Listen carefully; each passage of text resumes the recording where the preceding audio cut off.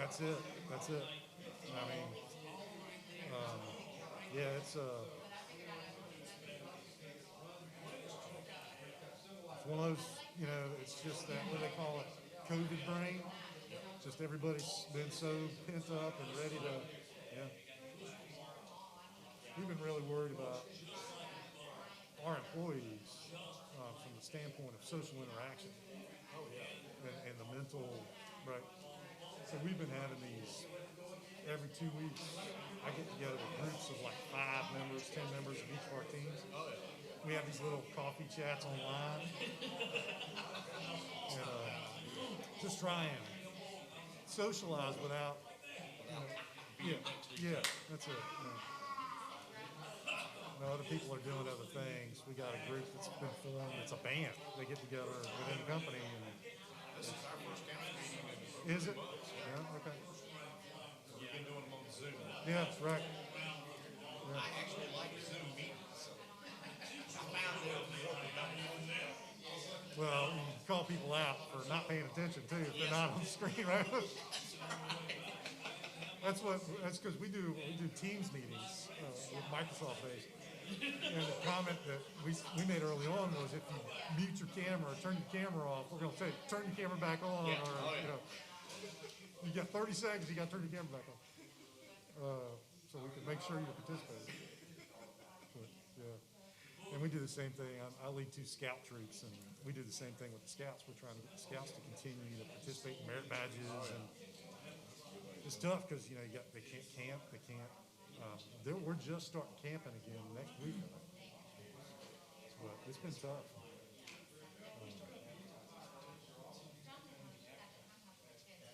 Although my kids, I think my kids been adapting to it by becoming nocturnal. They just sleep all day and they're up all night.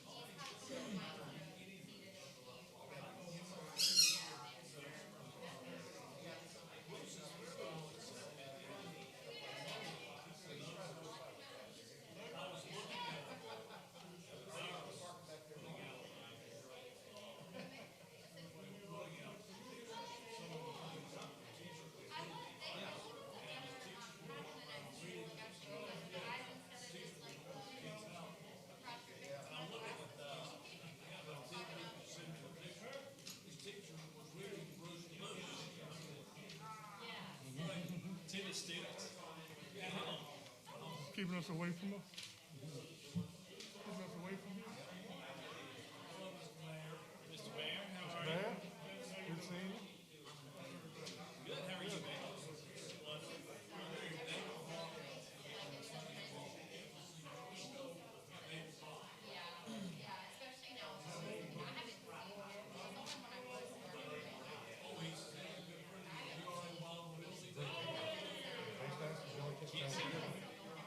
Unless you want to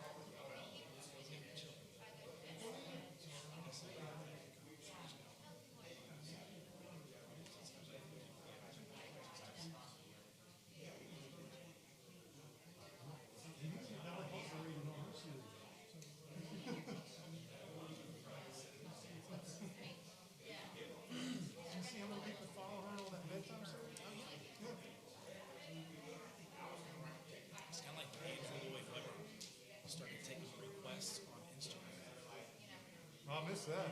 Instagram or Facebook. I miss that. So it was his Corona. Yeah.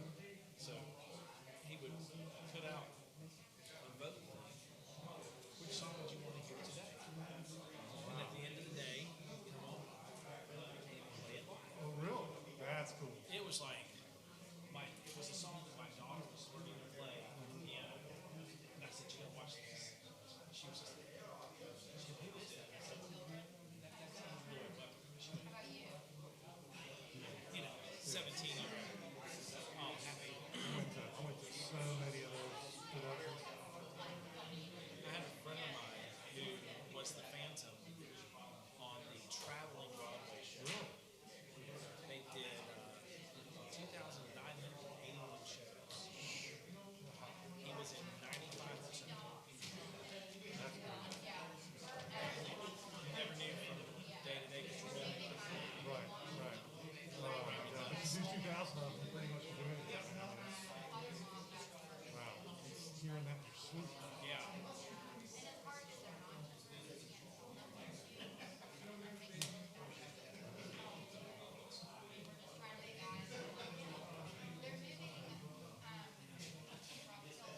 We're doing church services outside the parking lot and striking block. Nobody sits in the first row. Well, our church, we were trying to hold a Eagle honor. And we said we did outdoors, social distance, we did the thing. So we went to the state hall. Yeah, Reed was here last weekend for a funeral. Father of a friend of hers. And they did his apartment in Ohio. So distance.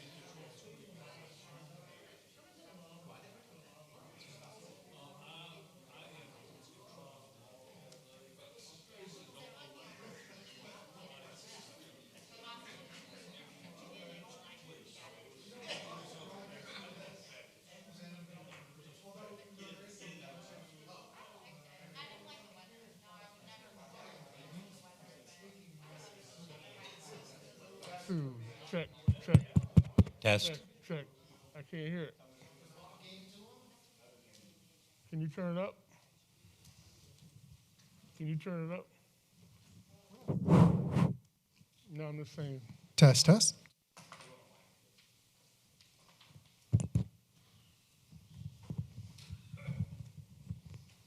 Turn it up.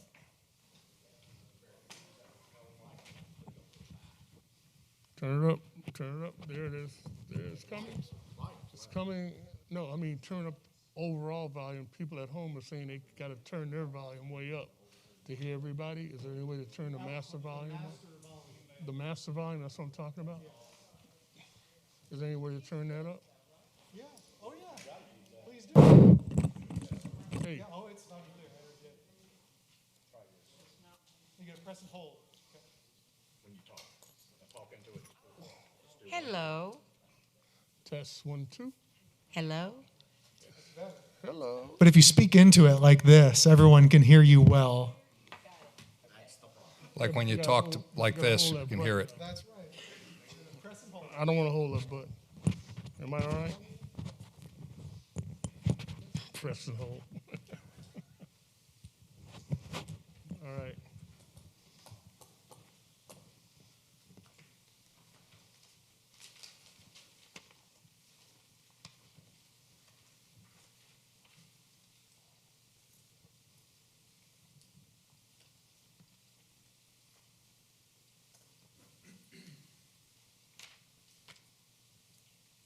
Are we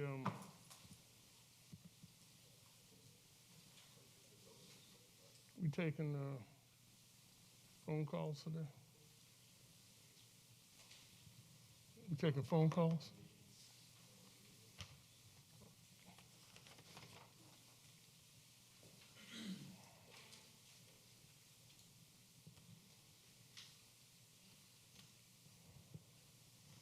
All right.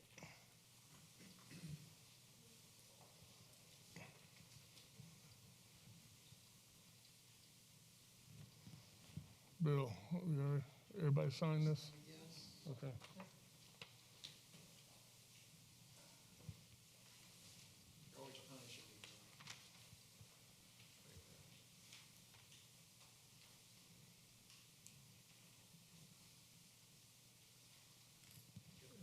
Kelly, it's your turn.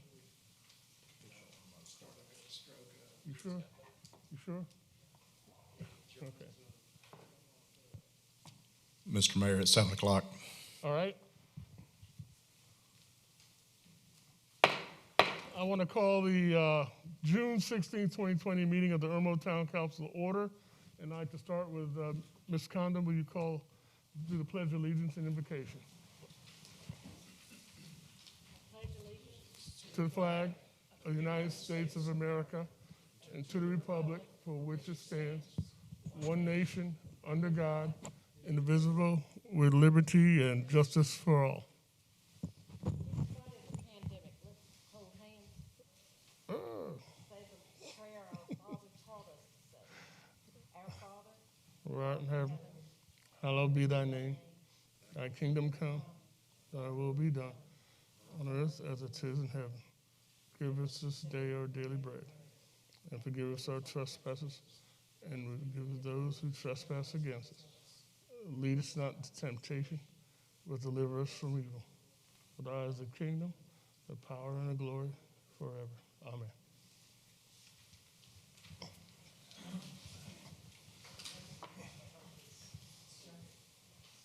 Thank you very much. I'd like to start with the reading of the minutes. We all received those minutes electronically. Oh, and by the way, ladies and gentlemen, y'all are being recorded on videotape and being broadcast across the United States through YouTube. So when you come to the microphone, please speak clearly and know that you have a 3-minute time limit to address council if you're called up. We'll start with reading the minutes from June 2nd, 2020. We all received electronic copies of the minutes. Are there any changes to those minutes? Seeing none, we have a motion for approval. So moved. Is there a second? I'll second. All in favor, say aye. Aye. Aye. Report of standing, administrative briefing. Mr. Brown, do you have any changes to the administrative briefing for us? Just a couple things to add, Mr. Mayor. I talked to Mr. Dillard from CSX Railroad, and they are going to take care of North World Tower and Woodrow Street. Their date now is August or September. So they've been pushed back about 3 months due to the COVID-19. The fire department is still waiting for some parts for the light on Lake Murray Boulevard and Charles Street. Chief Sonnefeld's hoping to have that done by the end of July, have those lights working. And we are tentatively going to have a town blood drive on Tuesday, the 30th of June. It'll be here. They're giving out a $20 Visa card to whoever come, and also doing a free test for antibiotics. So, plus you get to give a little blood. Okay. Are there any changes for Mr. Brown? Anybody have any changes for Mr. Brown? Seeing none. New in-town businesses, Mr. Sickinger. Yeah, in recognition for them doing their business license and setting up with the town, new businesses, Forest Palms LLC, Legacy Beauty and Boutique, Palmetto Primary Care, Roadrunner Mobile Detailing, Robert Jones Tree Service, DeNatural L Salon, and Westmore Land of Gifts. Welcome to the town. Great. And this is in spite of all of the pandemic stuff going on? Great. Cool. Thank you. Are there any amendments to the agenda? Seeing none.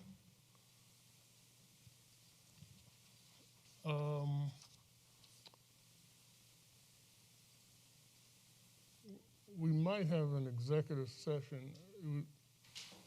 Do we want to do that as an amendment to the agenda, or just suspend the rules, or what? Yeah.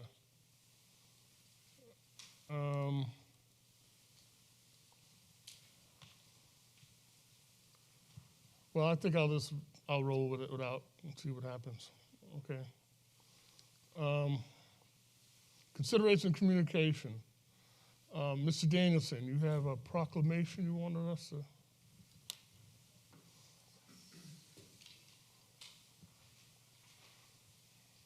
Thank you, Mr. Mayor. Given where we are and that the town of Irmo is really relies on small business and business licenses, given the COVID-19 scenario, we're really striving to do some different things, and that would include the Irmo Future Growth Corporation that we're working on. But in that light, we've decided for a proclamation, official proclamation from the town council on the year of the small business, naming it 2021, the year of the small business. And if you allow me a minute, I'll read that for you.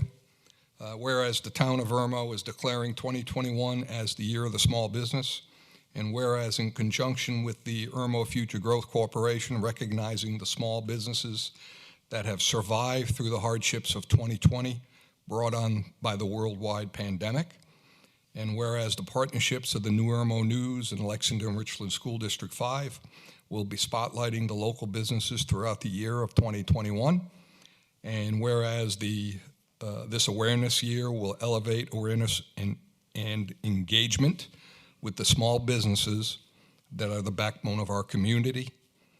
Now, therefore, the Irmo Town Council does hereby proclaim the year 2021 as the year of the small business in the town of Irmo.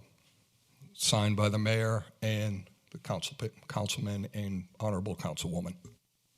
Thank you, Mr. Mayor. Thank you. We all signed it, and I think that's something we'll make more popular beginning of next year. But thank you, Bill, for bringing that up.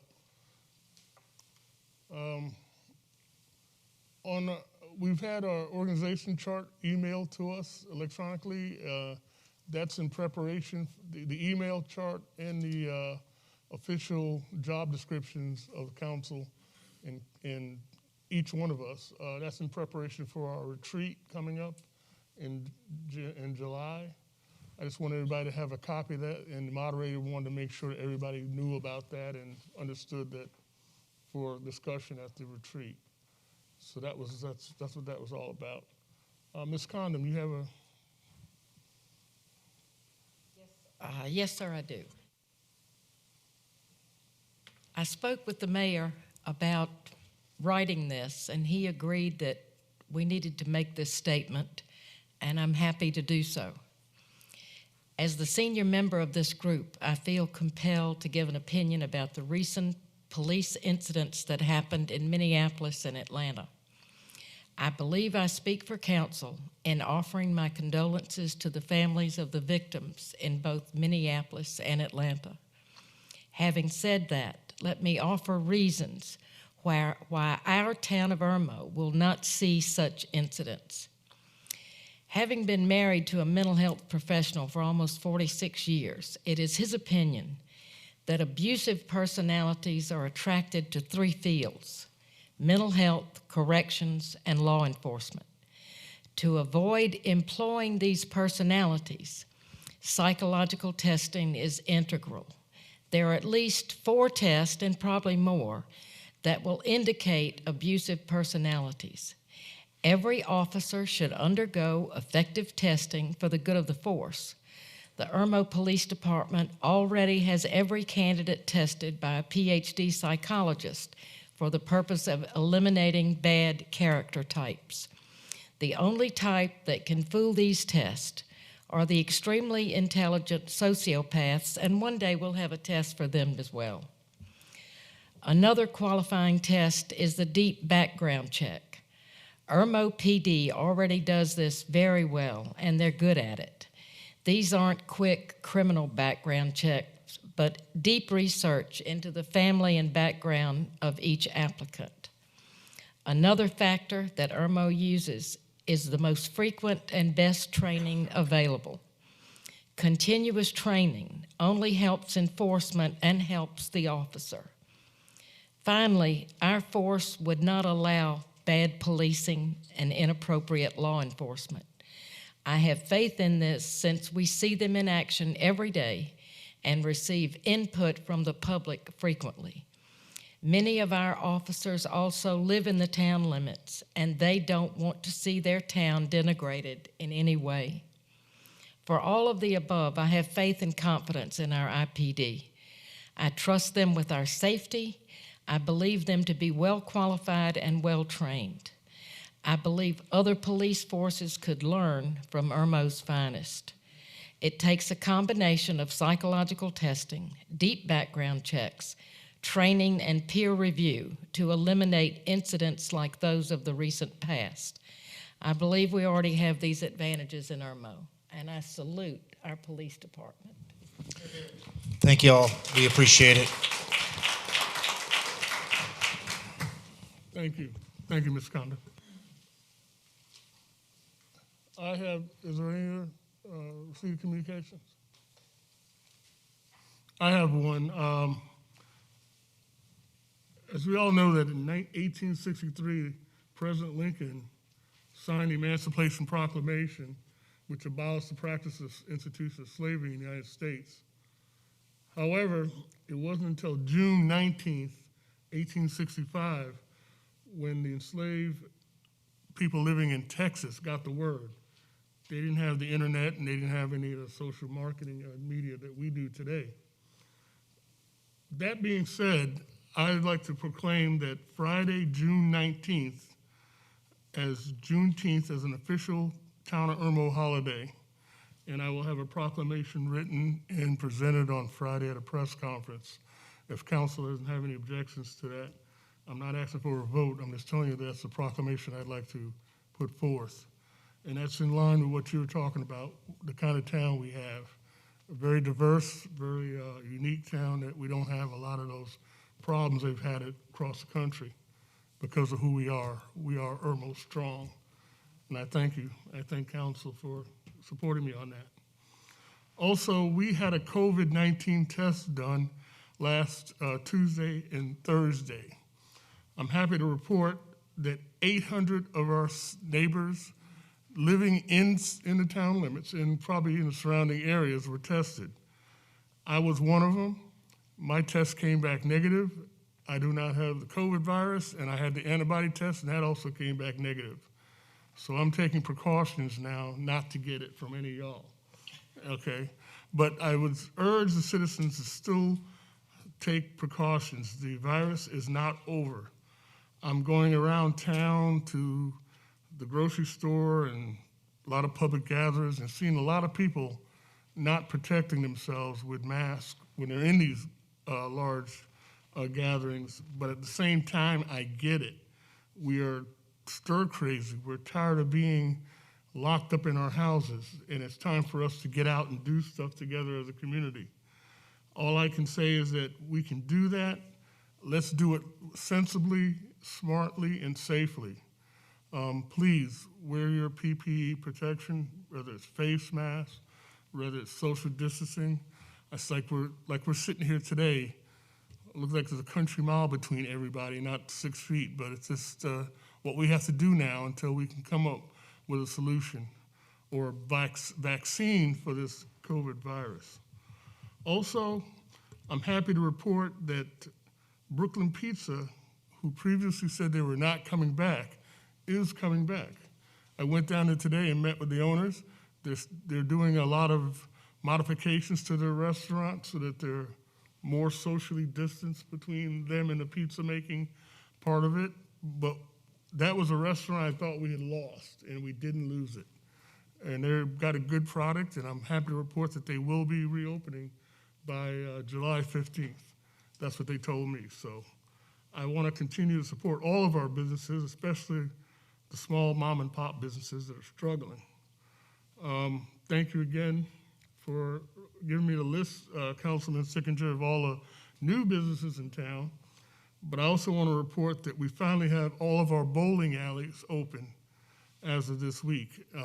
Now, you say that's not a big deal, but it is a big deal because, again, us renegades out here in Irmo, we've made a lot of noise, and I think that helped sway the governor to make that announcement quick as he did. I mean, as you know, we still haven't opened up our entertainment venues. The theaters are hurting. They don't know how they're going to open those up yet, but we did get the bowling alleys and our arcades and all of our restaurants reopened in some fashion. I think that's a tribute to the town council and the fact that we all, 5 of us up here, stuck together and used our relationships that we have built up with our legislature and our governor to help them get these businesses back up and running. The meeting that we had scheduled with Harbors and Gardens and the local authorities, have we gotten that rescheduled yet? Yes, sir. June 30th at 3 p.m. here. Okay.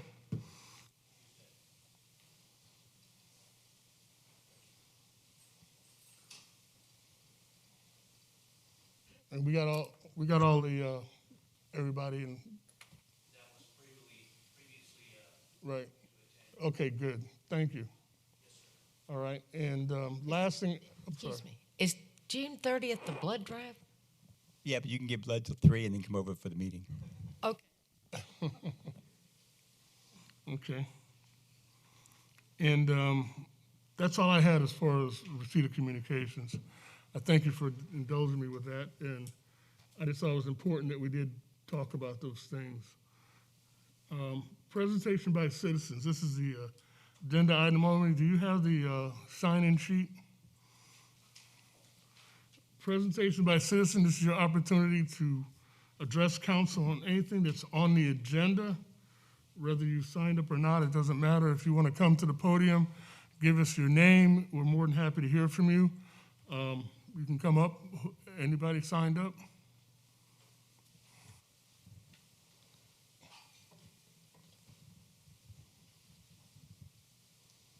Great, thank you. Mr. George Glassmeyer.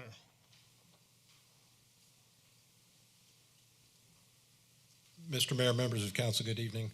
I'd like to first address item 7 on the agenda, specifically to begin with, items 7B and C.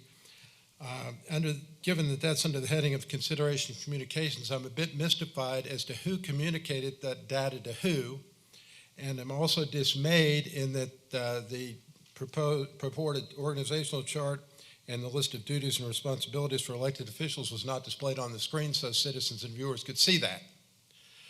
I'm also dismayed, Mr. Mayor, that you discussed items under that heading that are not. Okay, this is for agenda items only, and if it's not pertaining to the agenda on hand, I'll have to have you to have a seat and we'll. It does. I'm referring to item 7 on the agenda, sir. It's consideration of communication. Again, I will ask you to address the stuff that's on our unfinished or new finished business. If it's nothing pertaining to that, I would like to have you sit down till the end of the meeting, and then you can address anything you want at that time. All right. Is there anything else you'd like to talk about? Yeah, Mr. yes, Glassmeyer? yes. What part of What yes would you don't like to you talk get? about, Mr. Glassmeyer? Yes. I'd like to address item 12. Is that allowed? Item 12. Yes. Okay. I don't understand how you allow me to do that because that's not under unfinished or new business. Again, Mr. Glassmeyer, if you would like to address the council on the agenda items, I'd be more than happy to hear you. Okay, that's an agenda item, so that's you allow me to discuss that, but not the communications. Unfinished business, new business, or discussions. Okay, What would you very like to well. I'd discuss? like to discuss discussion blue granite. Okay, great. Go ahead, Mr. Glassmeyer. Thank you. It's been my experience in life that to successfully address a problem and solve it, it's first important to have a clear understanding and command of the facts. And I've received some and heard some different information on facts as to blue granite particularly. I listened intently to Mr. Moore's presentation a few meetings ago, as well as I've got some information from Mr. Brown regarding this, and hopefully Mr. Denton can address this issue because, again, I've got conflicting information. Does Blue Granite pay the city of Columbia a flat fee per resident, or does it pay a fee to the city of Columbia based on the number of gallons that each house discharges or the cumulative gallons? And again, I've got different information from both. I think the citizens deserve a straight, clear answer from that, and I would ask that Mr. Denton address that particular item when he gets to the podium. Thank you.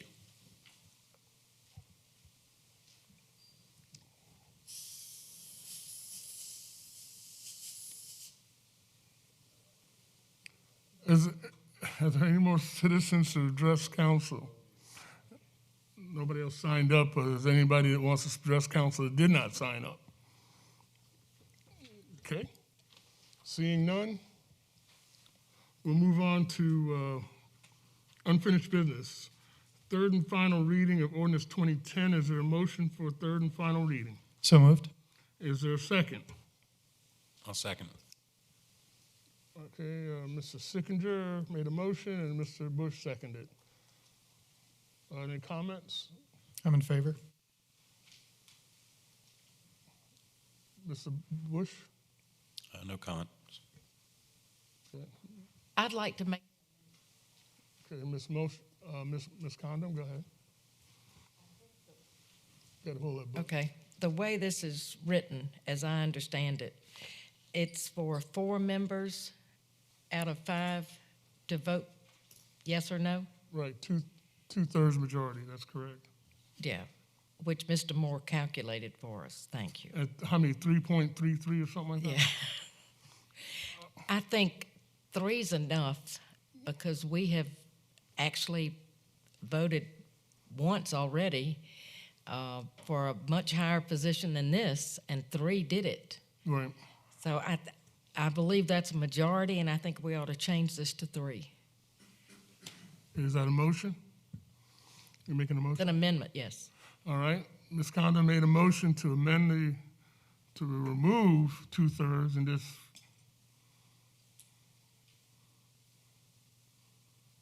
remove the 2/3, just make it a majority. Instead of 2/3, put the word majority vote of council. Is that right? Okay. Is there a second? I'll second. Okay, Mr. Danielson, Mr. Danielson seconded. Is there discussion? I know who you are. Discussion? Yes. Mr. Sickinger. I believe that if we're going to let someone go off of a commission or a body that they volunteered for, that it should be an extraordinary move, not a move simply by a majority of council. I also further move that if that action should be applied more broadly, that should apply to our town administrator and other positions. It should be a 2/3 majority. This should not be something where 2 or 3 people. I can imagine a previous council where they would, if they had realized that they had that power, every single person that they did not agree with would be off of those commissions. And I can't imagine that this body, which otherwise has been so reasonable and so considered, would allow something like this to pass. Thank you. Okay. Any other comments? I more moderately agree with Eric. Mr. Bush? I'm sorry, Mr. Bush? I more moderately agree with Eric. Okay. Okay. Any other comments? Any other comments? Yes, I could not disagree more. This is no time to set simple 4-1 majorities on someone that works at the will of the council. The will of the council is a majority vote, has been and always will be, hopefully. So that's how I feel. And I think the fact that we went to this supermajority, got a lot of feedback from the community, thought we looked kind of odd doing that and taking a stand on this particular hill, which I'm not in agreement with. Okay. Any more comments?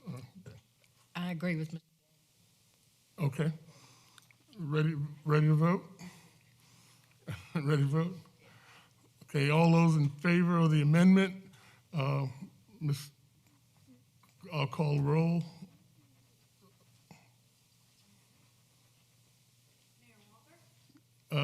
Yes, I'm in favor of the amendment. Mr. Bush? No.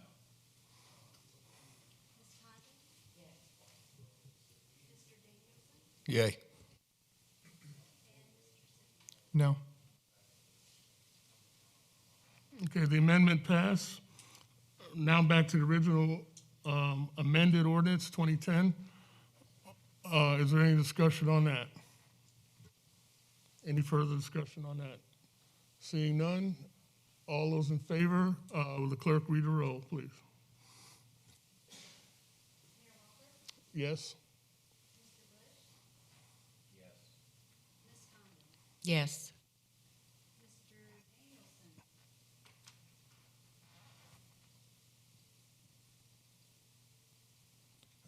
I'm not sure this vote is going. Could you clarify the vote for me? We are voting on the amended 2010 ordinance that all appointed committee and commission members serve at the pleasure of council and may be removed at any time for any reason by a majority vote of council. Yes. No. Okay, the ordinance 23rd, third and final reading passes. Second reading of ordinance 2012. That's to rezone lot. I'm sorry. Annexation, I apologize. To annex Richland County lots 1, 2, 3, 5, and 6 on the Richland County tax map number 03915, block 3. Is there a motion for second reading? So moved. I'll second. Okay, Mr. Sickinger made a motion, Mr. Bush second. Is there discussion? Mr. Sickinger. In favor. Mr. Bush, I'm also in favor. Mr. Condon, I'm in favor. Mr. Danielson. I'm in favor. Okay, ready to vote? All those in, well, would the clerk read the roll, please? All those in favor? Aye. Mr. Bush? Aye. Ms. Condon? Aye. Mr. Danielson? Aye. And Mr. Sims? Aye. Okay. That passes unanimously. Ordinance 2013 to rezone Lexington County Fork Avenue residents from single-family residential to neighborhood commercial. That's the property located on Fork Avenue, contiguous to the the general commercial property, which now houses the apartment complex, Centerbury Point. Yeah, thank you. And is there a motion for second reading? So moved. Second. Ms. Sickinger made a motion and Ms. Condon second. Any discussion? No. I'm in favor. Okay. Mr. Bush? No discussion for me. Okay. Mr. Danielson? No discussion. Great. Okay. Ready to vote? Ms. Clerk, will you read the roll, please? Sure. Mayor Walker? Yes? Mr. Bush? Yes. Ms. Condon? Yes. Mr. Danielson? Yes. Mr. Sims? Yes. Thank you. Second read of ordinance 2014, and that's to amend the Irmo Town Code for rental property registration and regulation standards. Basically, we're adopting the 2018 International Property Maintenance Code, which will be part of what the CCI company will be helping us maintain. Is there a motion for second reading? So moved. Second. Second. Okay, Mr. Danielson made a motion, Mr. Sickinger second. Mr. Danielson, any discussion? Yes, we've had numerous meetings revolving around this particular subject, and CCI has come to the table with a reasonable proposal, and we've been able to negotiate the contract, which looks good from our standards and also from our legal review. So, Point of clarification. Is this is this to discuss amending to talk about CCI, or is this about the changing the code to under IPMC? We're adopting the code, correct. yeah, and part of that would be having the ability to do what we're having in this reading, is the ability to help out people in rentals that we can actually enforce unsafe conditions. And to do that, we'd have to have something like we're working with CCI. So one hand goes with the other. And my point of clarification was just to make sure that I was understanding where we were going, but you got there, and that's my fault for not letting you finish. I apologize, Councilman Danielson. And the only comment I was going to have was what the intent was, which he also covered, so I'm good. Looking at what? Oh, okay, I got you. Thank you. Mr. Bush. I think this is a good step we're taking here by actually having a code to enforce. And Ms. Condon. I agree.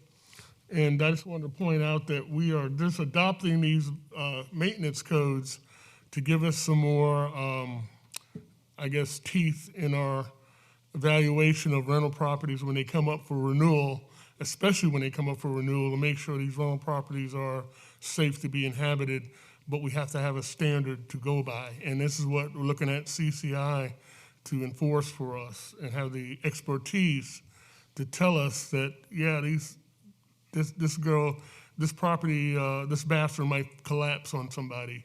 You know, the structural integrity of this building is not right based on these codes. So that's why I think we need to adopt these, and I'm ready to vote on it. Would the clerk read the roll, please? Mayor Walker? Yes. Mr. Bush? Yes. Ms. Condon? Yes. Mr. Danielson? Yes. And Mr. Siddiqui? Yes. Okay, it's unanimous. Thank you very much. New business. Approval of Resolution 2005 ratifying the budget amendments during fiscal year 1920. Fiscal year 2019-2020. Going back in time, sorry about that. As you see before us, those are the expenditures that we've had, and this is, again, Mr. Brown, this is just the stuff that we've already approved. We're just ratifying it for. Yes, sir. We do it at the end of every fiscal year, and this is, the end of this fiscal year. Our fiscal year ends June 30th, right?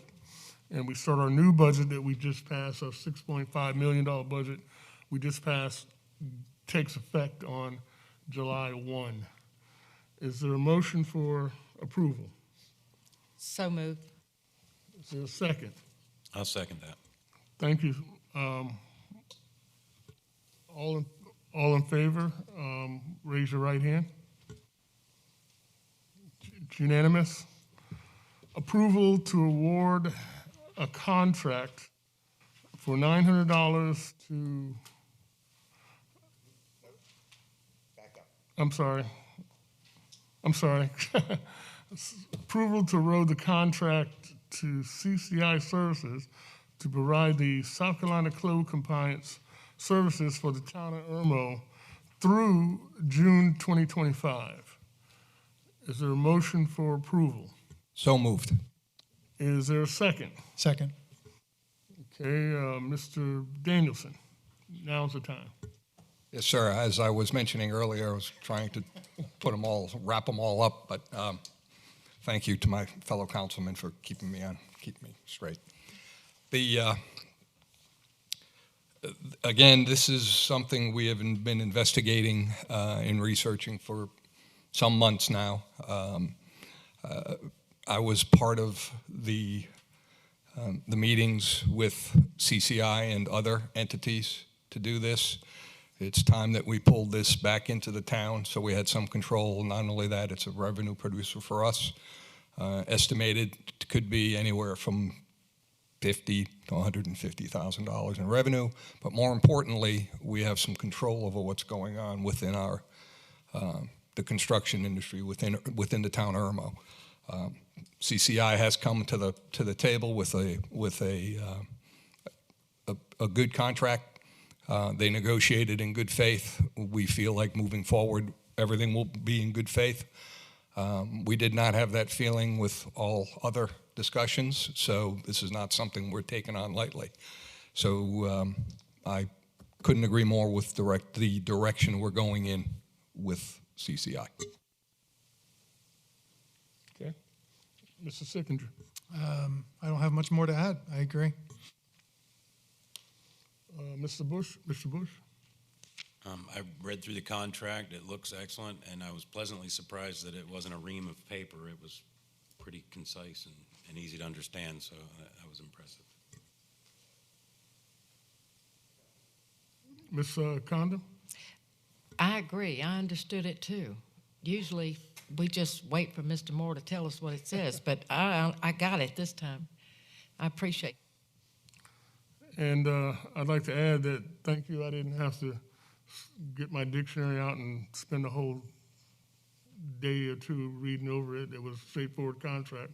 Again, as Mr. Danielson pointed out, this is an opportunity for us to generate revenue for the town where we previously have not been able to do that. We've been passing it off to another entity, and I think the overall effect is we're going to gain control of our development in our town, plus we're going to generate more dollars for our budget, which is also awfully important for us. So any other comments? Seeing none, will the clerk read the roll, please? Yes, I approve. Aye.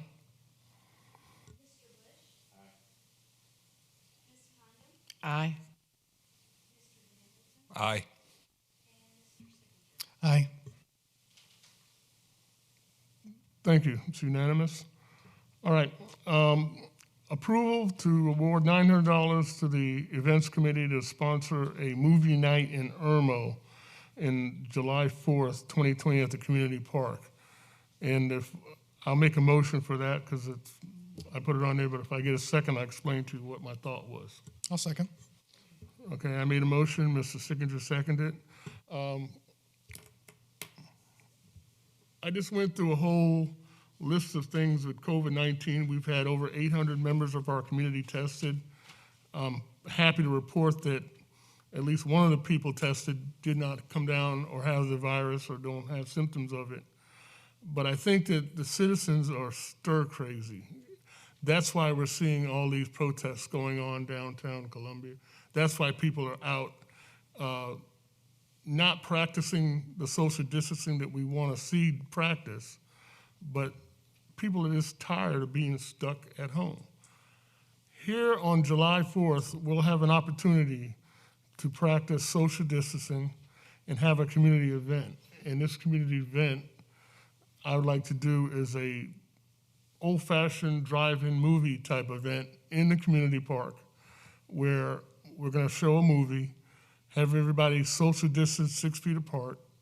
They can put out blankets or chairs in the field and basically take a day a break from all of this coronavirus worries. You know, I'm not trying to get the entire Midlands to come to Irmo for a free movie, but I'm just offering this I like to offer this to the citizens as a way to receive some relief, some kind of back to normal relief with everything going on. So with council's blessing, I'd hope that we could have this approved and give it to the events committee. They've already got somebody lined up that can do it. They've already got, I don't think they got a movie picked yet, but they definitely have the planning in place to do it. But again, this will be after the fireworks on Lake Murray. It'll be a 2-hour movie that you would normally see at the movie theater. But this is a time for us to try to get some normalcy back to us using social distancing and preventive methods. Yeah, I'm in favor of the idea. The only question I have is the line items on that 900. So is it just a flat fee that we're paying to one vendor for $900? Is that how that's working out, or does that include other expenses? That That's add the up? expense of renting the movie and having him project it and all the outdoor sound equipment needed. Okay, so it's just, I just wanted to clarify Yeah, yeah, what that 900 was going to specifically. Okay, thank you. Mr. Dennison? I don't really want to throw a wrench into this thing, you know. I'm supportive of the idea. I had lunch with the events chairman today, and he asked that we postpone this July 4th showing. Given that, I'm perfectly happy with approving the $900 for whenever we have it. We may have to, Mr. Mayor, you may have to exercise your flex in making it happen on July 4th. I got you. Mr. Bush? Yeah, I'm generally in favor, but again, I've got concerns with the July 4th date as it being a kind of a holiday, and I wouldn't, combining the two, and if the person that's working on this also thinks it should be changed to a different date, I would be supportive of changing the date. His concern was, he asked me to make this presentation. His concern was basically COVID, Right. and who would really come and all. It might be a little. Aside from the social distancing, we had just talked about the movie theaters haven't opened yet, and we're going to put on an event that's a movie. I realize there's a much better opportunity for social distancing, but it's sort of the same thing. I got you. I mean, that's fine. Mrs. Condon? I think it's a good idea. The date is whenever, but I got you. it's a good idea for the community. Would it be helpful, Mayor, if we just move to amend to change July 4th to this summer? That's fine. I mean, Okay, I so would you move make that then. amendment? Remove July 4th, 2020. I so move to replace July 4th, 2020 with on as well to this summer. I will second that. Okay, it's been properly moved and second. All in favor, raise your right hand. Okay, great. Back to the original approval. I agree with you. Again, the thought is not to promote getting anybody sick or put anybody at risk. I'm just saying that our citizens are stir crazy. We went over and beyond normalcy to get the restaurants back open, as well as to get the bowling alleys back open. And I can just see when I go out to the Kroger and I go out to the different, restaurants, people are coming. They're coming out. They're not practicing what I would consider social distancing or protecting themselves by wearing masks and PPE equipment. I wish they would do better and do more of it, but I get it. I understand why they're not. They're just tired. They're just frustrated. And of course, if it's not right now, I don't blame it. I agree with the chairman of the events committee. I agree with everybody on council, but we do need to do something. And I think this summer is fine. I don't want us to wait until next year to try to promote an event to come together, because we have other opportunities here. And I think that we're big enough to make decisions. If you are at risk, stay home. If you're willing to come out and practice, social distancing, wearing PPE equipment, come out, enjoy an evening out with your town. Mr. Mayor? Yes, sir. I personally agree 100% with that. I was a little taken aback today when the guy a few months ago didn't think this was COVID-19 was real is now saying back off on the on the 4th of July thing. So again, I'm 100% behind it, and we should set another date and just go for it. Okay. All right. All in favor of then giving him $900 to the events committee for an event this summer, a movie night out in the park this summer, raise your right hand. All opposed? It's unanimous. Approval for the town to have the 2020 Okra Strut. Ms. Condon, you put that on the agenda for discussion, and I think that I sent out an email to you. Did you get that email? No? No, this is like last week. Yes, but Okay, that's fine. I was going to ask Mr. Slaughter. I talked to him today, and I'm sure we've all talked to him Right, in the past few days.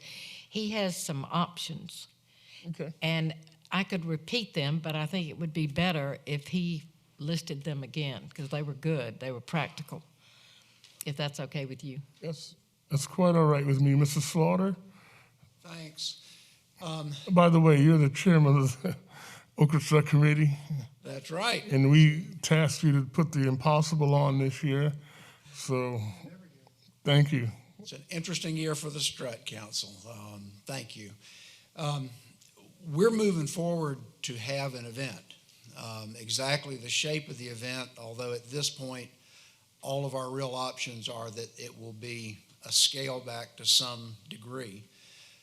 We're in our due diligence of finding all the ways to do it. Our first option, and the one that we're most working on right now, is a full-day event on the Saturday of the Okra Strut in Community Park. We've found a lot of things that we thought were obstacles. We feel like we found some ways around it, but we're still working on it. There's still some other, we found sanitizer, we found sanitizing liquid, we found hand sanitizers and a pledge that we can get it. We found transport buses that are willing to do both social distancing and also sanitizing. So we're finding some options there. But if that doesn't work, a full-day festival, we're trying to consider a night-only festival off-site. And that's a second or plan B that we've got. We're then also, Mayor Walker brought a proposal that we hadn't considered that was a very scaled back day, Saturday, mostly a morning or a parade, and really more like a community picnic. It's more than a picnic, but a very scaled back small festival. So, that is our pecking order of what we're trying to do, with the fourth being to cancel it. The elephant in the room right now is that the governor's mandates still really say this isn't allowed. Now, that's 15 days out, and again, it's difficult, maybe impossible to say what the exact environment's going to be on the 28th, but we're moving forward, 26th. We're moving forward as if we're going to do something. So that's where we are. We have options right now. If it were council's will and determination that we're best not to have a Okra Strut this year, I think you're very timely on doing that. Put us out of our misery. Let us just take the rest of the summer off. But if it's council's will to go forward, and we have the support of council to do that, we're a little bit premature on exactly what that's going to be. We're still doing our due diligence of what we can do, what we're going to be allowed to do, and taking it step by step from again, we're really off of a 2-day festival at this point, but there is a potential right now for a pretty nice 1-day festival in September if the environment allows it. Okay. Okay, Ms. Condon, I make a motion that do we get approval on that? Do I get a motion? We're going to do one now. Make a motion that we let the Okra Strut Commission plan a scaled-back event at their discretion. I think we can trust them. We have called off the Okra Strut once before, and it was because of a lease agreement for a lack of space, and I don't want to go through that again. We negotiated and, had the Okra Strut in spite of that, but I'm going to tell you, people get upset when you cancel the Okra Strut, and they call you all hours of the day and night and tell you how awful you are. So I think we ought to leave it up to them, and I think they'll do a safe venue. I have faith in that. And if whatever they need us to do, we'll do. That's a long motion. Yeah, I'm not quite sure. Clerk, did you get all of that? Seconded.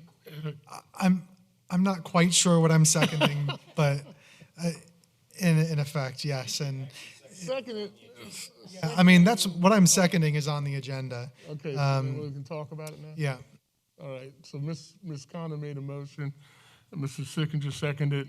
Go ahead, Mr. Sickinger. Yeah, I'm in favor of letting them decide. I do think it makes sense to have something scaled down. I certainly don't want to cancel it. I mean, it's as much Irmo as anything else. So I'm in favor of letting them decide in their best interest. But I would prefer a scaled down versus a whole hoo-ha in the park. Yeah.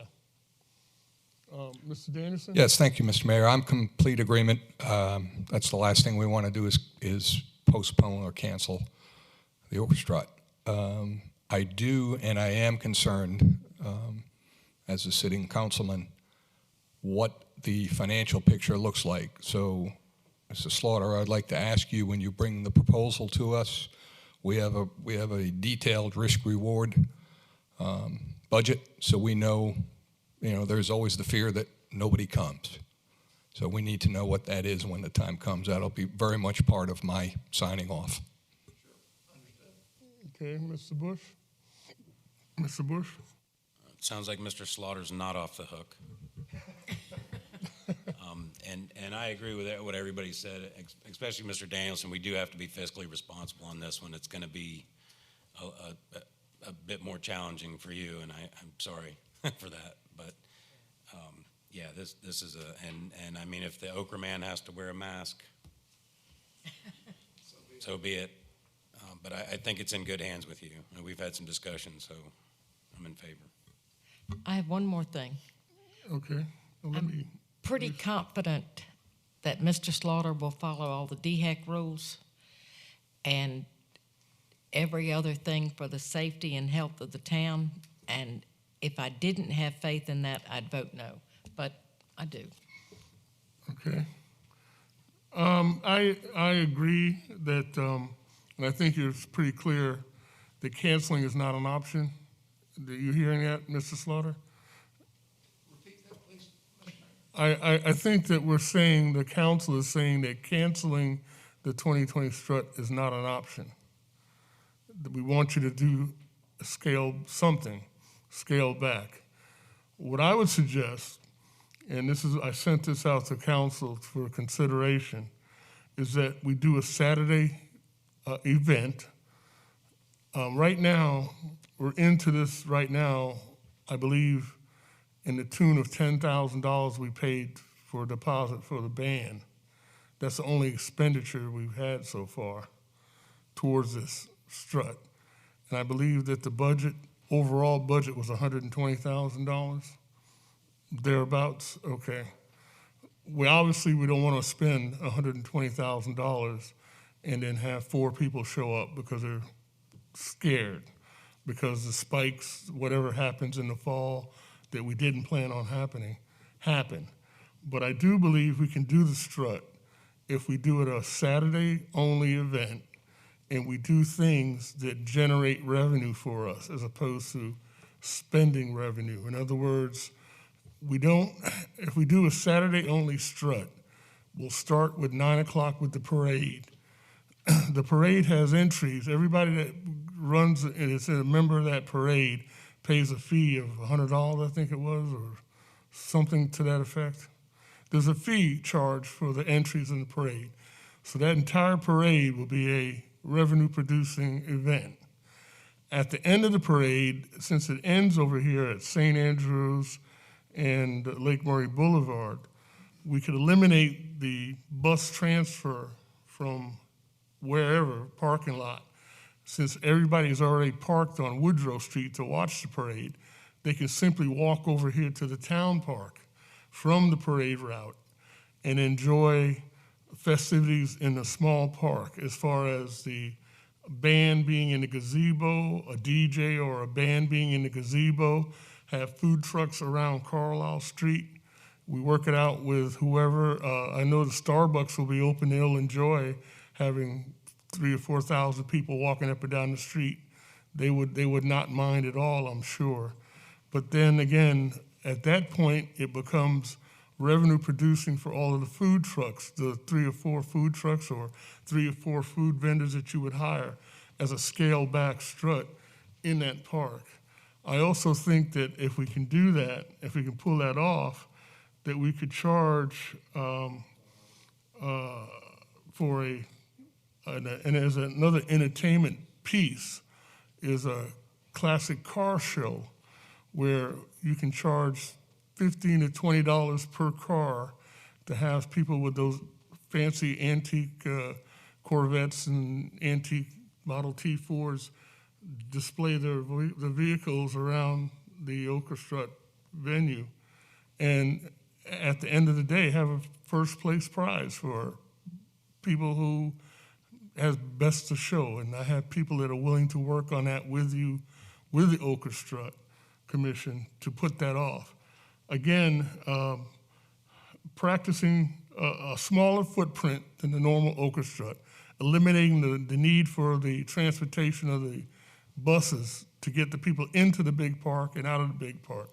The people are already parked along Woodrow Street. All they had to do is just turn around and walk over to the small park. And of course, with all of the sanitizing that you have for the vendors and sanitizing that you might have around the park, I think that it'll be something that we could certainly accommodate here on a smaller footprint. That way, if we have 1,000 people that show up, we can handle that. You eliminated the need for any other police services. I believe the police chief has committed to, and the captain has committed to, that if there's a smaller footprint around the town park, there wouldn't be any need for any Lexington police constables or any other police that would have to be hired. Again, doing things to cut back on those expenses. So like Councilman Danielson said, if y'all did consider that as an option, and you considered that footprint as doing the parade, doing it in the community, the town park, around the town park, having a couple of food trucks or food vendors, having a DJ, a band or DJ, a local band or a DJ, and of course having a car show, those things that generate revenue. We would like to see that kind of a budget before Mr. Danielson or myself, and I think Mrs. Sickinger or anybody on council would sign off on, let's go ahead and spend $60,000, $80,000, $90,000 as opposed to let's cut it back and spend $10,000 or $20,000. We can handle that. We have it in your reserves. We have it in our budget to do that. And I think that we do things that generate revenue as opposed to spending money over and above what we can make from the parade is the route to go. But that's just my 2 cents. But the bottom line is canceling is not an option. So if I throw all that at you, we can look at the videotape and play it back and think of what I said. But is that fine? Mr. Mayor, just one point to add, and I believe I agree 100%. The bus thing makes me very nervous. Makes me very, very nervous. There are over 1,000 victims of COVID just in New York City transportation. I believe they had hundreds of deaths just in their transportation department. So being an old transit bus driver in my previous years, the bus thing makes me very nervous. Okay. So we are approving to have the strut, but we're looking for you guys to come up with a budget for a scaled back version and come back to us before. Is that right? Do you understand that, Larry? Or? We have no question. We'll come back to you. Again, your idea was great. We haven't met since you gave us that idea. Okay. Where our last was this, we're concerned about buses. Again, we're running our due diligence 1, 2, 3, and if bringing you back a budget before, absolutely understood. Yeah, I would really, really like to see that before, I guess before sooner than later, as quickly as possible with a revamped budget. Understood. Again, Okay. it's sooner rather than later. So, Right. Again, it's a work in progress. We've been doing our due diligence on this. We've got some smart people that are working awfully hard, but this is new ground. Oh, So absolutely. it's not a matter of, I tried. I sit with it, okay, let me think what this will be. But I mean, really we've got to go back to every one of these people and try to make some idea of what this, what the shape would be. So I get it, we're trying. and I appreciate you doing it too. Thank you. All right, so where are we at? We're gonna vote to have it? All right, all in favor of approval to have the 2020 orchestra, raise your right hand. All opposed? It's unanimous. Thank you. This is a point in the meeting where we have presentation by citizens on any subject that you would like to have a presentation on. We ask that you be respectful of the council. You don't get any personal agendas going, and if you have any items that you'd like to address or want us to know about in the community, please come forward and tell us. We're not doing any phone calls, are we? Okay. All right. Is there anybody that would like to address council? Okay. Seeing none. Discussion. Update on the Blue Granite sewer system. Mr. Donald Denton, the president of Blue Granite. I appreciate you coming to see us tonight. As you know, we've continually had good conversations with you, and Mr. Moore has facilitated that conversation. Thank you, Mr. Moore, for being that conduit. And again, thank you for coming. I know you're a busy man. You have a lot of sewage to take care of. And so I appreciate you coming tonight. So if you would. Well, thank you. Ladies and gentlemen of the council, thank you for the opportunity to make this presentation tonight. I've got a quick statement before we jump into the slides. For those of you who I haven't met, particularly Councilman Danielson, I believe, I'm Don Denton, president of Blue Granite. I'm going to make a presentation to you tonight, but the message is very simple. Blue Granite wants to be a part of the solution here for the town of Irmo and its fine residents. I want you all to know that I personally take Blue Granite's vision very seriously. Our vision is we want to be the preferred utility delivering co-created solutions with our customers. In South Carolina, we take pride in being an active partner within the communities we serve. In particular, we very much enjoy serving the town of Irmo. I am here to commit to you tonight that Blue Granite has made it a priority in South Carolina to address the collection system and the associated inflow and infiltration in Friars Gate. Tonight, I'm going to discuss the remedial actions that Blue Granite has taken and the improvements to the sewer system that Blue Granite has made since 2018. I'm also here tonight to discuss the remedial actions that Blue Granite plans to take for the remainder of 2020 and into the future. These actions include activity to remove roots from the sewer system, to reduce the inflow and infiltration, to CCTV the collection and sewer system, and to identify system obstructions, as well as looking at new capital projects that will relieve these same items. I do not plan to discuss any specific incident or the facts related to any specific incident. I'm here to discuss the solutions and resolutions, and therefore believe this presentation and my statements fall under Rule 408 of the South Carolina Code. To the extent during the presentation, if anybody has any questions, I will do my best to answer them. If I cannot answer them, I will find somebody that can, okay?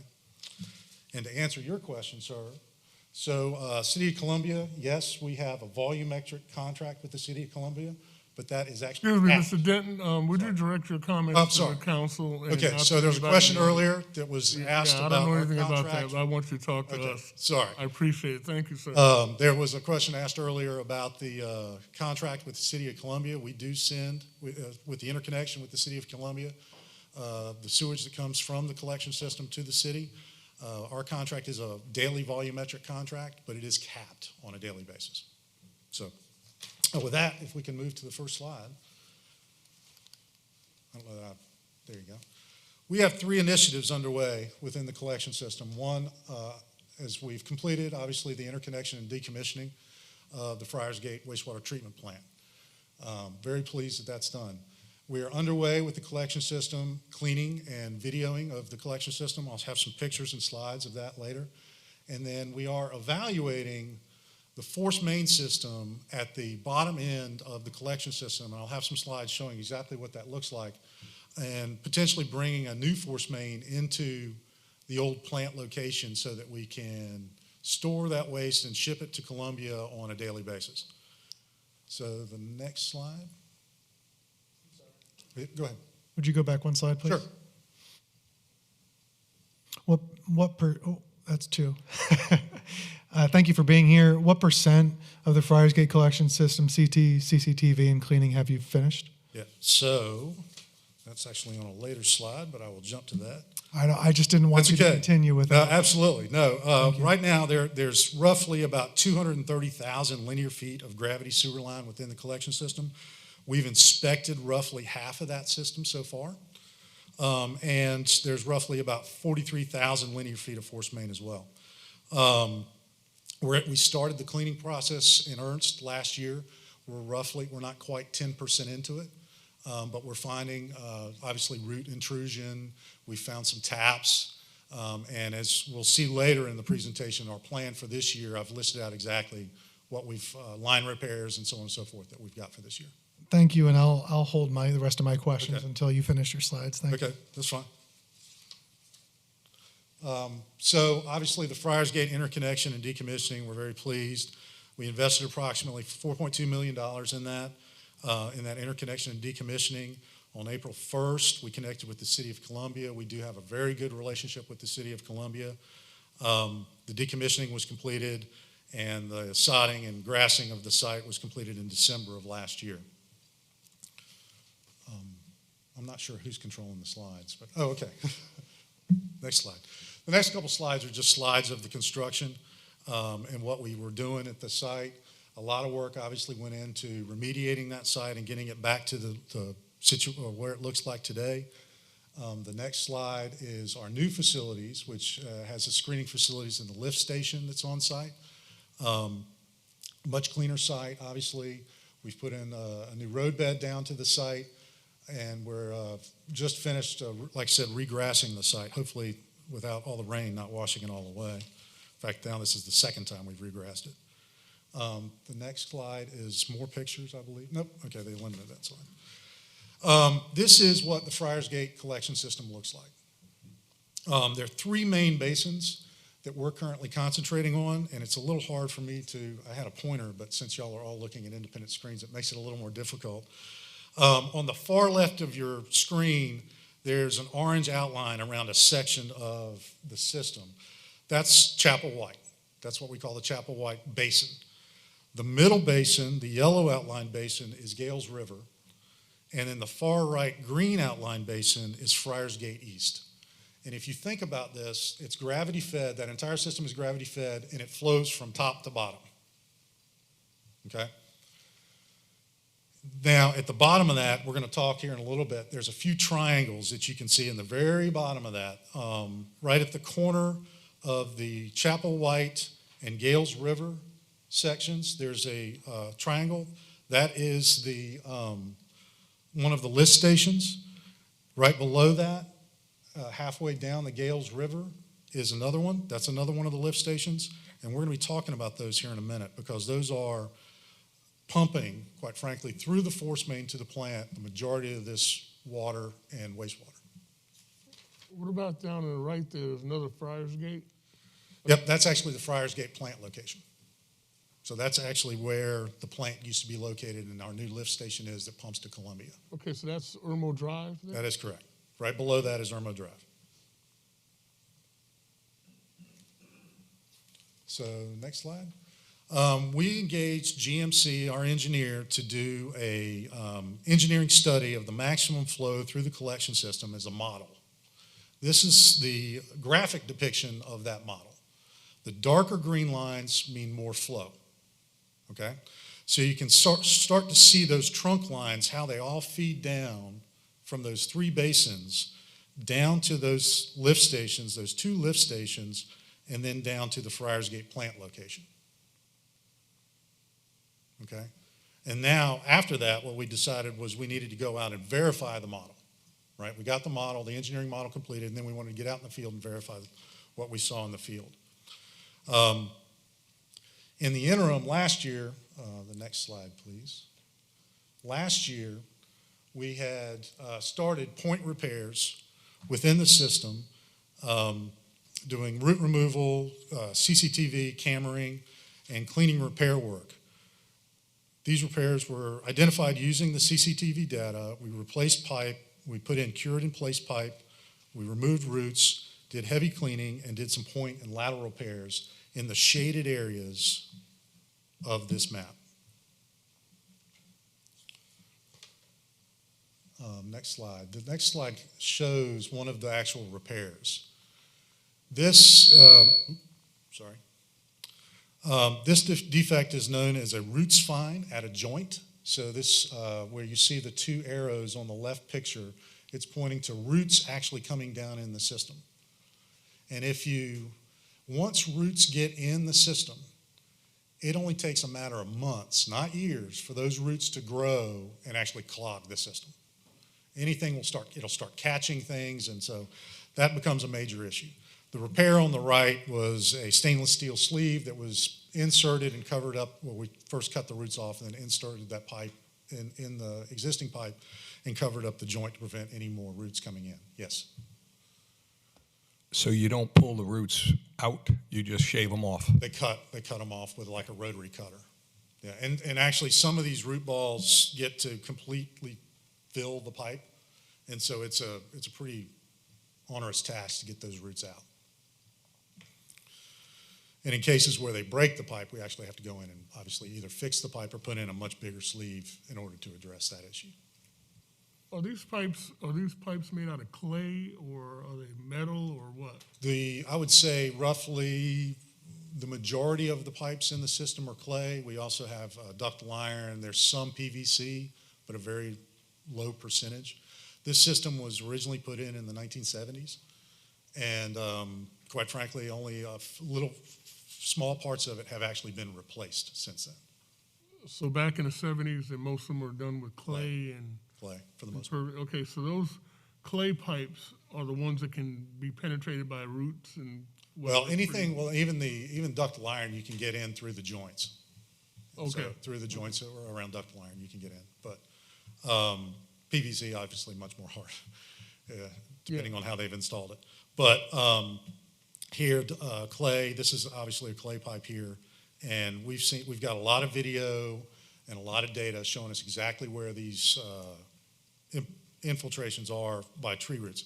We also have what are called taps, where people have tapped into, whether it's a builder or somebody along those lines have tapped into the line, and a lot of times those taps are supposed to just puncture the line and be flush with the line. But sometimes those taps extend way into the line. They aren't as careful as they should be, and that again becomes an obstruction in the line. And so once we find those, again, the same rotary cutter comes in, cuts around that tap, and then we have to go and seal around the tap because normally they weren't sealed either. And as a result, we get groundwater coming in around the taps. Yes? No one signs off on these taps? Not to my knowledge. It depends on jurisdiction. I know in Mecklenburg County, they come out and inspect in North Carolina, but I don't know in South Carolina if that's part of the code. I'll find out for you. That's a great question.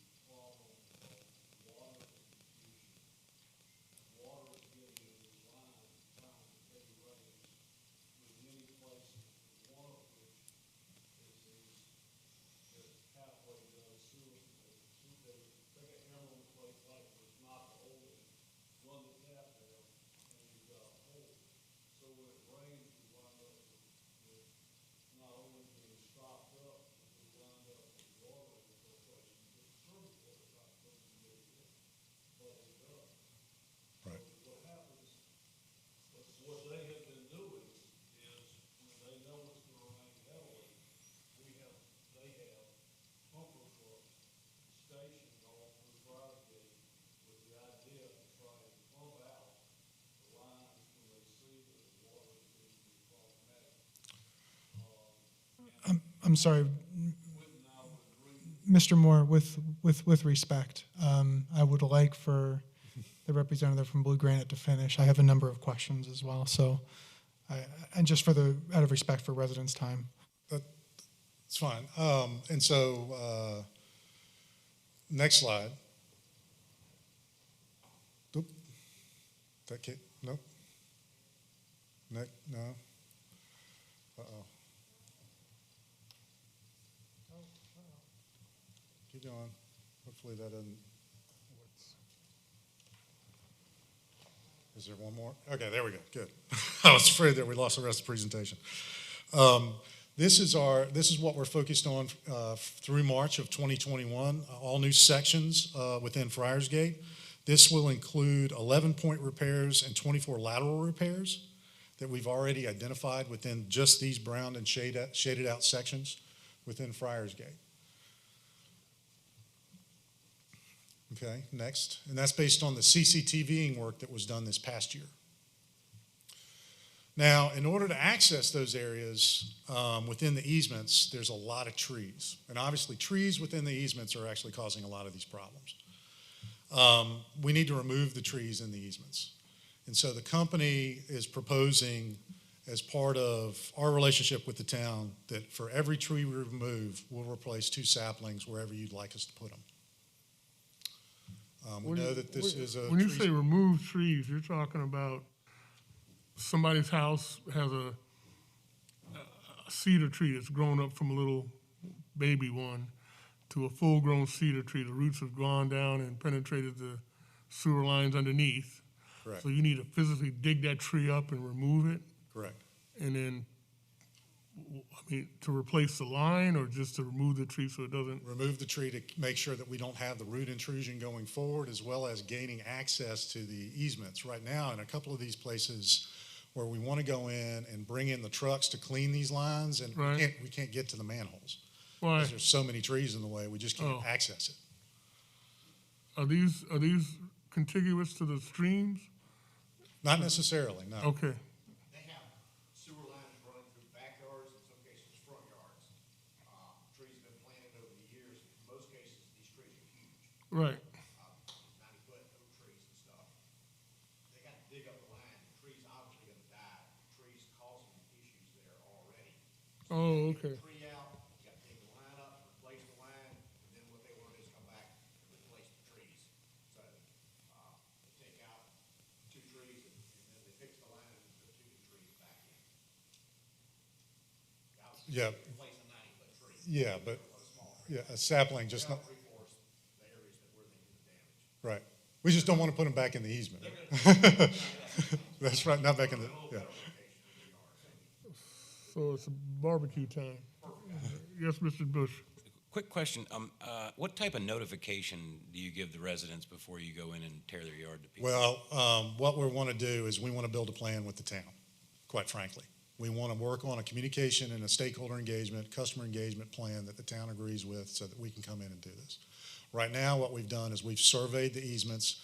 We sent out a call out, voicemail type call out to the customers. We knew we were going to be at least sending surveyors out there to let them know that surveyors would be on the property.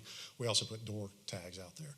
But also with COVID, we've been very careful about the interaction with customers and making sure that we're not interfering in someone's space and making sure that we're observing by our company policies on that front.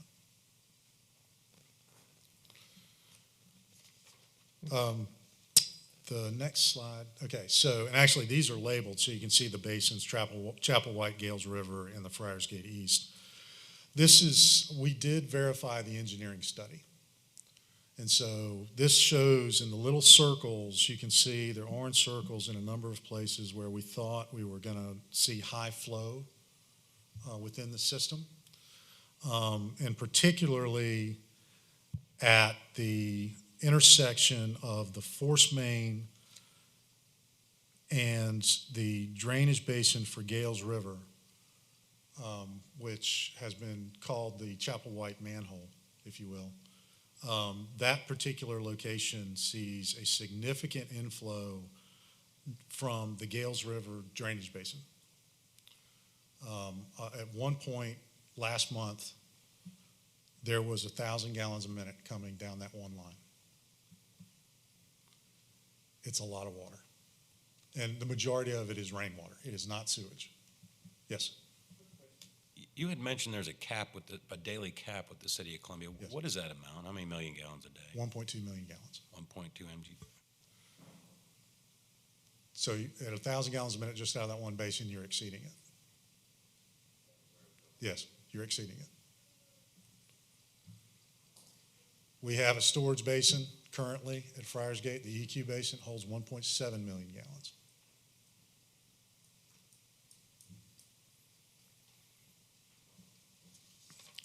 However, and that leads us to the next slide. Currently, the Chapel White lift station, which is the triangle on the far left, goes down that line to where that manhole is that sits out there halfway between the dotted pink line on top. Currently, it dumps, that force main dumps into that manhole at the end of the Gales River Basin. You've got a design where you've got gravity flow and force main flow coming into the same manhole. There's a better way of doing this from an engineering perspective. And so we are currently evaluating running that force main from Chapel White all the way back to the plant site, and also tying in the Gales River lift station into that same force main. This is not a small project. It's roughly 3,900 linear feet of force main. We would also be taking such a significant amount of water at a single point in time. We would need to build a new storage facility at the plant site because we can't ship that much that quickly to Columbia. And the reason the limitation is there for Columbia is Columbia has their own constraints, and particularly right near the Saluda River. And so we're trying to be very cognizant and working with the city of Columbia. We've got a great relationship with them and making sure that we're not overcharging their system and causing problems downstream for them. And so we are evaluating this, but like I say, it is a significant project. The cleaning of the system roughly is planned to take close to 5 years. We're trying to accelerate that right now. If we can get it done in 4, all that much better. That's roughly about a $4 million effort. This project by itself, including the large storage tank, and when I say large, right now we're looking at about a 1 million gallon storage tank, is roughly about $3 million. And to put that into context, for every $1 million we spend under the current revenue requirement model, it's about 70 cents per month on each individual sewer customer's bill in the state of South Carolina. If it was borne solely by Friars Gate is roughly not quite 20% of the customer base, maybe a little more than 20%. Multiply it by 5. And so the consolidated rate model helps spread this across the state. What we're trying to do right now is an economic analysis of how can we get the biggest bang for the least buck within the Friars Gate system so that we can walk in front of the regulators, say this is the least cost option that deals with these design issues.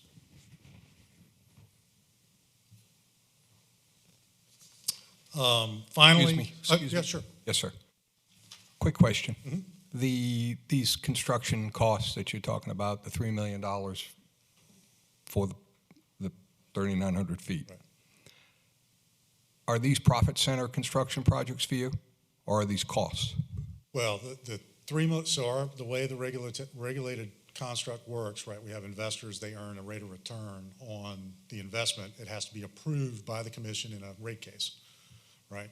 So our investment is prior to get any recovery associated with a rate case. So we would spend the dollars. We would then file for recovery whenever we came back in for the next rate case upon approval of the Office of Regulatory Staff and the commission that they deemed it as a prudent expense. And then they would say, based on the allowed rate of return that they have said within the case, that's what our investors would see as a potential rate of return over the life of that asset.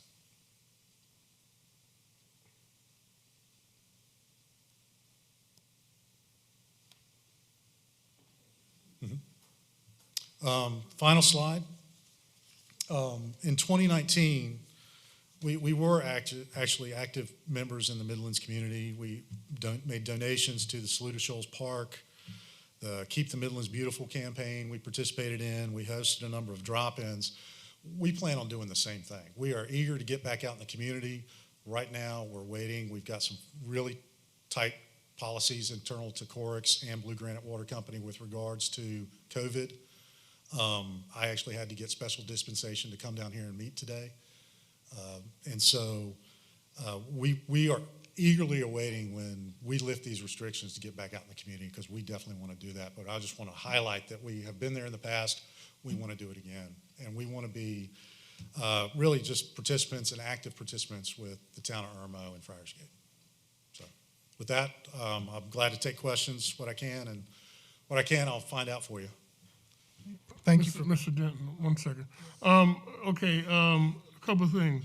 You mentioned about this new storage tank to hold the extra amount of water that comes down the system. Where would that tank be located? Well, it would be located on assuming we go that direction, it would be located on the Friarsgate site, the old wastewater treatment plant site. Okay. And some of the things we're looking at, and what I've pushed for, quite frankly, and the engineers today were evaluating this, but looking at an enclosed tank, so that we can potentially eliminate some of the other issues we've heard from some of the residents, and that deals with smells and other. Well, that's what I was getting to, is that we've had complaints of smells Right. from, I guess right now y'all using that pond over there. Correct. And when when that fills up, it smells kind of hard. And Right. that's what they're smelling, is that pond filling up? Okay. Well, that's part of it, and also obviously off-gassing within the system and other things that contribute to that. But with the option of an enclosed tank, should that be an economical solution, the tank becomes the primary basin. So the EQ basin we currently have becomes your secondary backup, basically. And we would use the tank as our primary, is the idea at this point. And so hopefully that would alleviate a lot of these issues, and then the basin really then becomes an emergency overflow basin. You're talking about a 1 million gallon tank, I said it was? 1 million gallons. We're looking at 500,000 and 1 million, but based on the models, it's forcing us more towards the 1 million gallons. Yeah, okay, but, and you're saying enclosing it, so now when that fills up, what happens? It goes over, the backup then becomes the basin. Okay. Yeah. I got you. All right, one other thing, and then I'm gonna turn it over to Mr. Sickinger. You had mentioned that, if you can go back, can you go back a couple of slides to that overall map? A couple back more. One more. It was one that you had, one more. Forward, I'm sorry. Maybe the next one might be the next one. Yeah, this is the one. Okay. Okay, on this map, you explained to us how all this stuff is gravity fed at one point down to the wastewater treatment plant on Irmo Drive, which is what you got labeled as Friarsgate WWTF, right? Well, it's gravity fed down through the Chapel White Basin, Right. through the Gales River Basin. Right. And those go into force mains at the bottom of their basins. And that gets shipped to all that eventually Well, gets to, currently the Chapel White Basin force mains over into the Gales River Basin. right, And the Gales River Basin then force mains into the manhole that's close to the Chapel White Road. okay. And so that's part of the fact, and then it goes into a gravity system. All right, And- that's, Yeah, I'm sorry. my point is, what I'm getting to is that that's Friarsgate, but you do have customers outside of the Irmo district that's contributing to this water also, isn't it? Yeah, Sewage. and right now, well, you're talking about like up around Irmo Drive, that other. Correct. Those other, yes. And- all those houses on the other side of the road Correct. that are not in the town limits, but those are subdivisions that flush the toilet and they go gravity fed, I guess, into the Gales River or the Chapel White system? Everybody out of town for the most part is on the Forest Main. Right. Shadowwood up in Valentine, that's all Forest Main.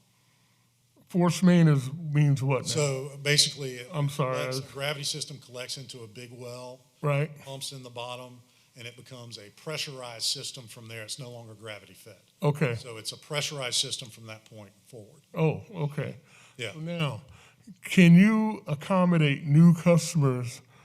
Let's say that on Route 6, which is up at the end of Irmo Drive, where the Publix grocery store is. Okay. That's in the town limits. You're supplying those sewage needs up there. And over in Garden Brook, where Mr. Danielson lives, you're supplying all those needs. You're taking all their sewage in. Anybody across the street, across 6, that wanted to build a huge subdivision, would they be able to contribute their sewage into the system on top of what's already coming to you now? I would say no now. Okay. I would say that we would love to have that optionality in the future when we address these I&I issues. The goal is to lower the amount of, quite frankly, groundwater and rainwater that's getting in the system. I got you. And if we can get to that point, then we would be able potentially, especially with these additions of these force mains, to Right. really accommodate that future growth. Yes. Okay, because we got a number of subdivisions up on that area that's slated for development. And if I'm not mistaken, isn't that right down the street from you, was that? Yeah, so we rezoned a bunch of property out toward Valentine, which I assume, so I think. We can't. Not Muskrat Run, I'm talking about up above Kelly. What's that road up there? Salem Church, yeah. Right. No, not currently. And the Muskrat Run development was coming too soon. It was ahead of our ability to accommodate them based on the work that we've got forecast. Development on Salem Church is all going to the Richland County utilities. Right. Well, and there's a commingling also of force mains up there that's a little odd. We're trying to work that out with the county. Okay, so Salem Church is not involved in this at all? Is that what you're saying? Okay, I'm just making sure I'm clear. Thank you. The new customers they are getting off of Shoals Landing, all of that's going into their system. Right. So that's at least 200, maybe 300 homes. Yeah. Okay, Those are just hitting their system, so they're gonna get a lot more out of that new subdivision, and it's coming hard and quick. who's gonna get a lot more? Blue Granite. Well, you told me you couldn't handle it. That's why we're working on, number one, all the work we've done to date, as well as these options around force mains. I have pushed very hard internally that this force main actually gets presented to me on Thursday. And if it meets the financial test, quite frankly, the screening test of this is like the least cost alternative that they're presenting, and there are 4 different alternatives they're presenting. I believe this is the one, personally, which is why I presented it tonight. But assuming that it is, we're going to fast track it. So thank you again for being here. Yes. I agree with you that that's an important project. We can set aside the cost for another conversation. Why is that project so important? Because today, what's happening? Well, today, the water is coming down through the system, both sewage and infiltration from stormwaters, and I think everybody can agree we've had some significant amount of rain over the past 12 months. The groundwater is very high, and it is leaking into the system. The system design that Mr. Moore alluded to earlier, the system design itself, where you're piggybacking lift stations.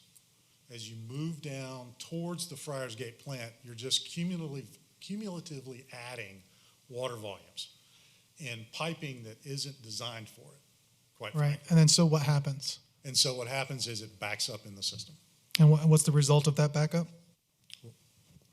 Well, as we've seen in the past, we do have some, we have had some SSOs in the past.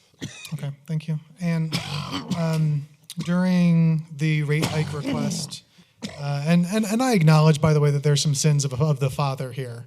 In other words, that it was prior to your time at Blue Granite. You okay, man?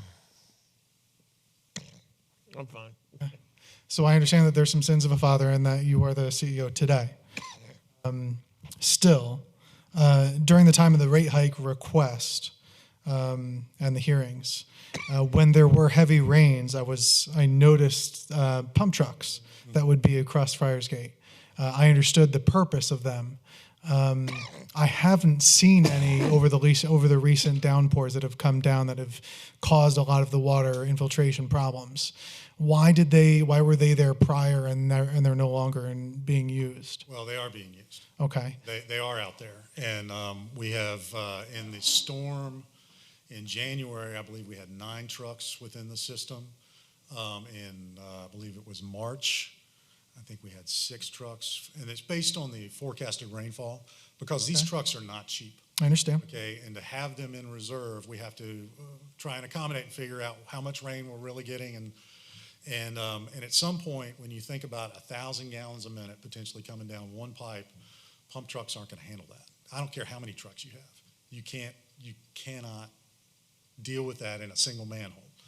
And so what we've tried to do is move those trucks upstream, and we've already geared up this week. We're supposed to be having more rain.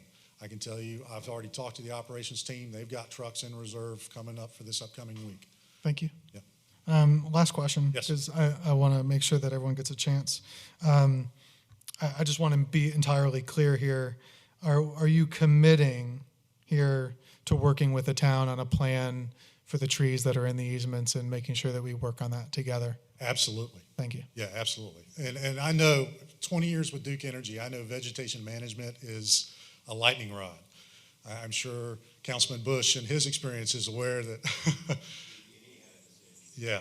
And yeah, so we want to work with the town. We know that y'all are a tree city. We want to make sure that what we're doing is proactive, and that's why we've proposed the sapling proposal. We want to make sure that we're building that relationship and continuing to build that relationship with the town. Thank you.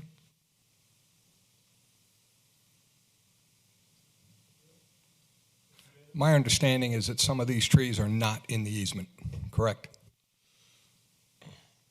Well, so what we've looked at and what we've tagged, all the trees that we've tagged to date are in the easements. And we've tagged them digitally. We aren't actually tagging trees. We've gone through and identified where these tree locations are. They're in the easements. We have talked to a number of the customers, this was actually prior to COVID, and asked them about access and said, would you mind if we actually remove these trees on your lot so that we can actually access the easement behind your house? And those customers were overwhelmingly said yes. Please come take them. So you're not having negative feedback from that standpoint. The trouble is accessing the trees in the easement. That's right. And you have to take trees down off of private property. That's right. With their permission. Within the easement. And you're going to replace them with a sapling. Not in the easement. Correct. Right. There are other issues within the easements. So there are fences, there are gardens, there are playhouses, there's, I think, one deck. We've been talking about internally the best approach for that, and we obviously want to talk to the town as well. Yeah, I mean, we want to work with you on that. Yeah. Absolutely. Well, that's why we have easements. The deck's got to go. I'm just curious, and I don't mean to speak out of turn, but I'm just curious as how does the system your sewage management co-mingle with the stream management that we have in Friars Gate subdivision? In other words, we have a lot of streams that overflow, especially when you have these large rains, and we think it's a result of the amount of water that's being dumped on the community, but at the same time, it's the amount of water that's not being processed through your sewage system, and it's causing flooding up, amongst these streams. So, how do you guys handle that, or do y'all do any remediation of the streams in the process, or what? I think that we have talked about internally some public-private partnerships of looking at stream remediation, quite frankly, and are open to those discussions. With the current issues of stream overflows, Rawls Creek being a great example, and when the rainstorms get so big and the streams get backed up because of downstream debris or whatever, and it overflows the banks, and a lot of our manholes are, quite frankly, right next to the streams, right? And then all of a sudden, it's just flowing in through the holes in the manhole, lifting the lid up, you name it, right? We've gone through all of those and put in devices to prevent water from actually getting in. Now, if it's surcharged, it'll just lift those devices up. What we don't want to do is particularly weld those devices down, because then we run the risk of actually forcing that water actually into people's homes. And so we're very cautious of those type of elevation changes and making sure that those systems have that evacuation if needed, so that we're actually not causing further damage actually inside people's homes. But it's a good question, and one we've started talking about, and again, would love to talk to the town about those options as we move forward. Because a lot, as you see on slide, the one of the last ones, that one, this force main goes behind almost everybody's house through that section right along the creek. That's what I'm saying. Yeah. That's the creek. That's the creek bed that you guys are contiguous to. Mm-hmm. And of course, if the creek is overflowing, then your lines are right next to it. Right. Well, that new line is going to be force main, so it's all closed. That line is Oh, okay. closed from the pump all the way to the plant. Okay. It's under pressure. Whose job is it to make sure that these creeks are clear of debris? That's a great question. I don't know. No, I never told you to be quiet. I didn't ask you to be quiet.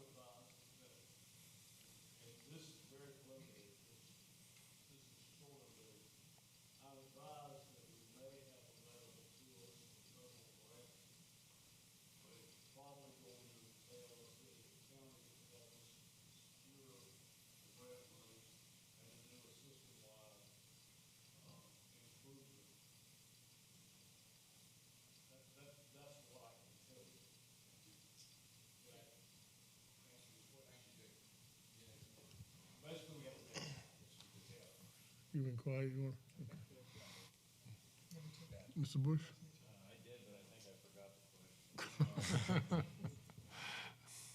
So you mentioned 1.2 million gallon day cap with City of Columbia. Is there any future opportunity for them to improve their system enough to accept more? Or, I mean, do you have a plan for that? That is on my agenda to talk to the city about. They have already told us it is not in their capital plan currently to address the constraint point that we know is the constraint point for them. But we're going to continue to have those conversations. And then the other question is, so have you basically put a moratorium after this latest subdivision to adding more capacity to this or more customers to this system? Until we can get the I&I under control, yes. And I'm not a complete numbers guy, but once you get the I&I under control, will it reduce that average of 1.2 million gallons? Will you be significantly less? Significantly, okay. Foremost, thank you for coming in here. Absolutely. No, I'm glad to do it. Mr. Bush, how does that reduce if he gets it under control, how does that reduce the volume? I don't understand. So right now, what he's telling us is a lot of rainwater. Would you like to answer? Absolutely, sure. So not only rainwater, but also groundwater, right? The groundwater table is so high, we're continually getting groundwater into the system. Right. Where these leaks are, the connection points where the treatments have come in. Right. And when it rains, it only makes it that much worse. We see the numbers whenever it rains, and we've had unbelievable rain amounts. I mean, the last rainstorm was 1.5 inches in an hour, right? I mean, it's just flooding the system. The majority of what's coming through and we're shipping to Columbia is stormwater. We want that out of our system. And so that's the focus of these fixes that we're focused on, not only fixing the engineering design, but these point repairs, the sleeves, the root intrusion, all of that is focused on getting rid of this, what we call I&I, the intrusion of the rainwater and groundwater. I can tell you that your ratepayers don't want to pay for stormwater either. We don't want them to either. That's not what we're here for. The investors don't want to pay for rainwater. That's right. That's right. Honestly, so this is basically reverse leakage. As you would assume a pipe would leak out, these pipes leak in.